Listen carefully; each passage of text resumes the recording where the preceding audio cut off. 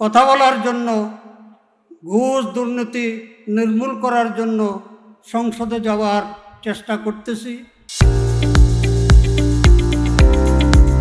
লক্ষ্মীপুর ৪ আসনের ইসলামী আন্দোলনের প্রার্থী মাওলানা খালেদ সাইফুল্লাহকে প্যারাডো গাড়ি উপহার দিলেন।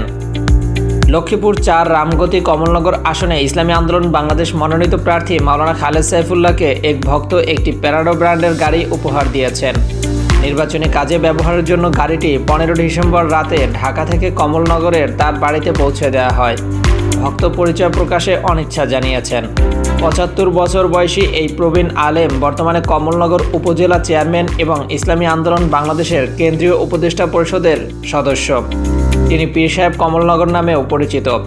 মাওলানা খালেদ সাইফুল্লাহ বলেন, রাজনীতিকে তিনি ইবাদত মনে করেন এবং জনসেবাকেই আল্লাহর সন্তুষ্টি অর্জনের উত্তম পন্থা মনে করেন। আসন্ন ত্রয়োদশ জাতীয় সংসদ নির্বাচনে তিনি হাত পাখা প্রতীক নিয়ে প্রতিদ্বন্দ্বিতা করবেন।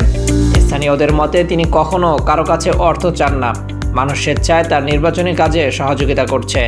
মাহাদি Hasan, desk report, MT Times.